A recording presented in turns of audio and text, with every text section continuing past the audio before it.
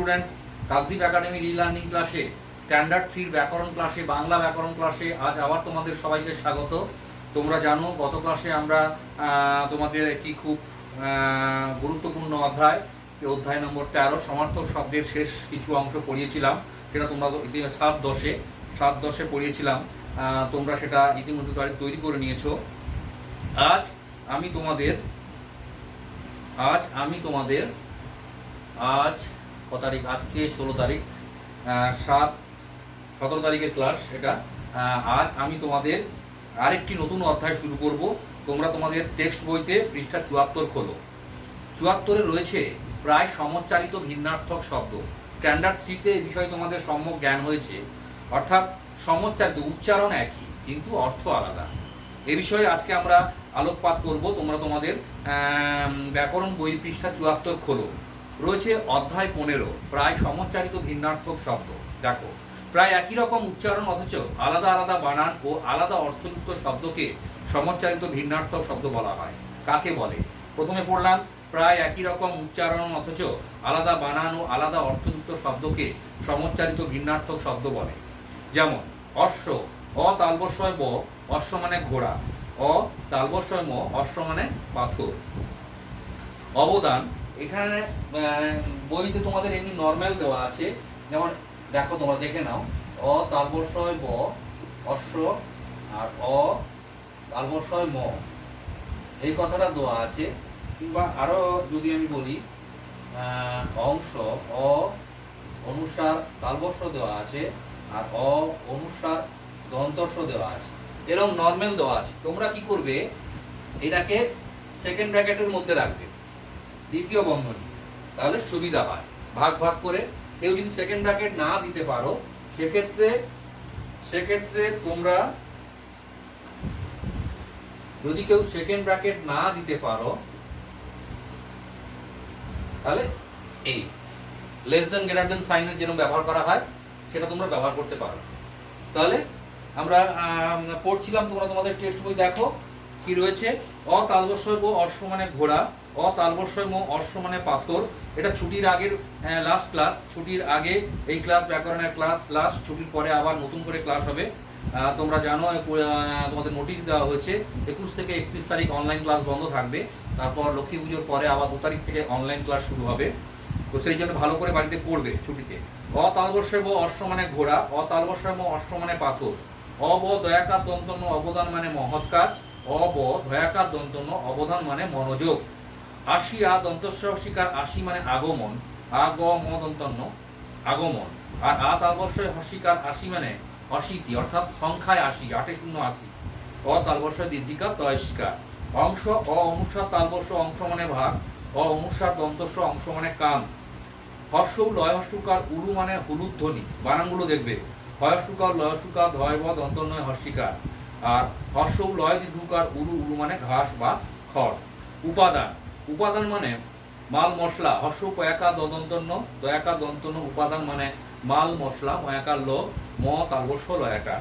আর হর্ষ পয়াকার ধয়াকার দন্তন্য, উপাদান মানে বালিশ, বয়াকার লয়সিকার তালবস্য।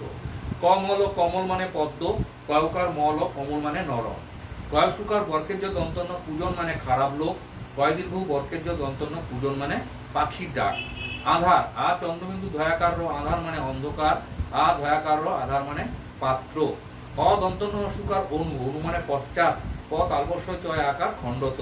অ মূর্ধন্য হস্যকার অনু, অনু মানে সূক্ষ্মতম অংশ, দন্তস্ব দীর্ঘকার কয়ংশ ম, ত ম, অ অনুসার তালবস্য।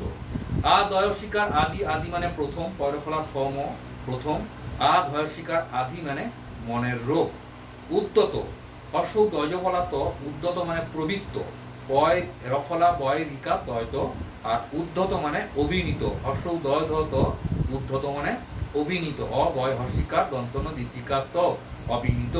আশা, আ তালবস্যয়াকার আশা মানে কামনা, আ দন্তস্বয়াকার আশা মানে আগমন, কাম। কয় রিকা তয় শিকার কৃতি, কৃতি মানে কাজ।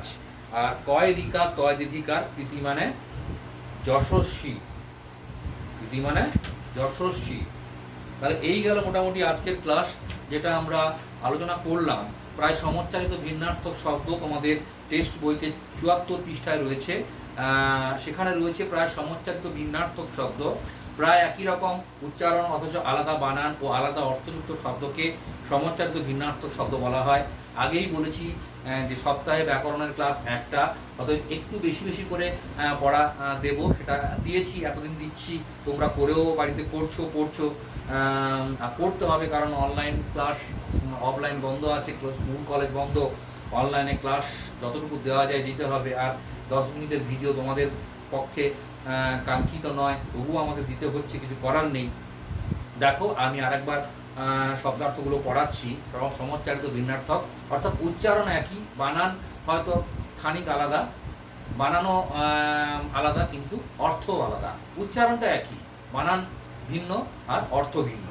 অশ্ব, অতালবস্যয় অশ্ব মানে ঘোড়া, অতালবস্যয় ম অশ্ব মানে পাথর, অব দয়াকার দন্তন্য অবদান মানে মহৎ কাজ, আর অব দয়াকার দন্তন্য অবধান মানে মনোযোগ।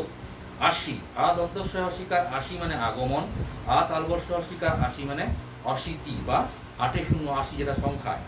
অ অনুসার তালবস্য অংশ মানে ভাগ, অ অনুসার দন্তস্ব অংশ মানে কান। হর্ষৌ লয়স্টুকার উলু মানে উলুধ্বনি, আর হর্ষৌ লয় দীর্ঘকার উলু মানে ঘাস, উলু ঘাস। ভূগোলের প্রশ্ন এটা। উলু হচ্ছে এক প্রকার ঘাস যা দিয়ে ঘর ছাওয়া হয়।